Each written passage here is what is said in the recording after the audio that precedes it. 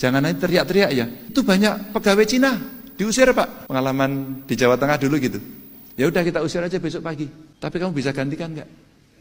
Jakarta membangun sebuah mega proyek yang saking itu disebut mega proyek besar sekali. Itu masuk di program documentary National Geography. Namanya Mega Structure kalau nggak salah.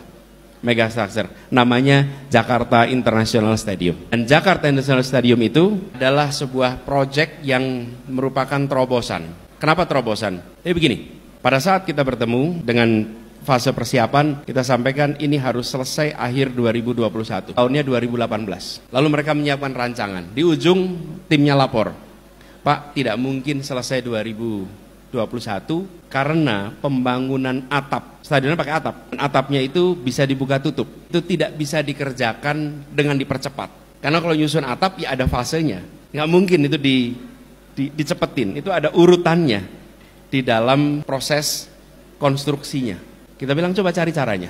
Mereka putar cari cara macam-macam, akhirnya mereka kembali. Bisa Pak, atapnya dibikin di bawah. Lalu nanti didongkrak naik ke atas. Oke, that's a good idea. Masalahnya apa?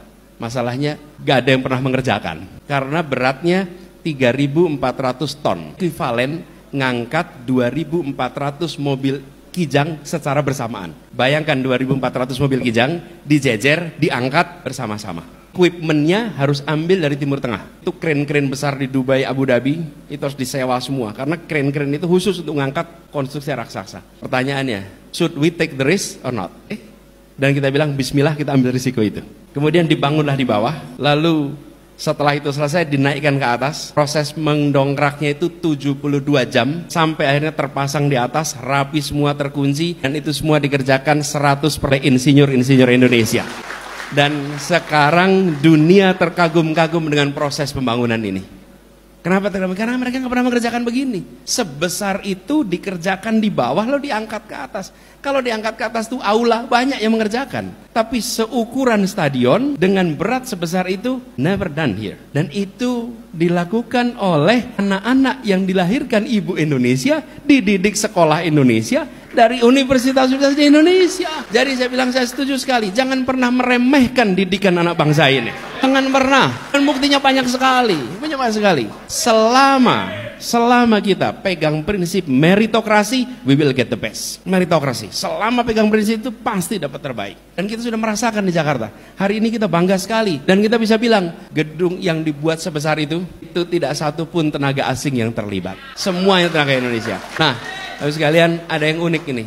Para pekerjanya di sana, itu mereka adalah konten kreator semua. Tanpa kita sadari. Siapa? Buruh-buruhnya. Buruh-buruh itu, kalau pada hari-harian itu pada rekaman. Saya sedang ngerjain ini stadion gede, dikirimnya ke kampung halamannya. Jadi mereka saking bangganya mengerjakan proyek ini, mereka membuat konten-konten dikirim ke kampung-kampung halamannya. Mereka bukan yang engineer papan atas, mereka pekerja kasar di bawah. Tapi apa yang terjadi? Itu yang namanya kebanggaan atas sebuah proyek yang dikerjakan anak bangsa. Dan itu menular, bukan hanya yang di atas, semua yang di bawah pun merasa, this is mine, this is ours, ini punya kita. Teman-teman sekalian, Bapak-Ibu sekalian, semangat itu yang harus dikembalikan di Republik ini. Ketika kita melihat proyek raksasa dibangun, pada saat ini kita harus mengatakan, kok bukan kita yang mengerjakan? Kenapa kita hanya jadi penonton di tanah kita sendiri? Inilah perubahan, sudah saatnya kita kerjakan itu sendirian.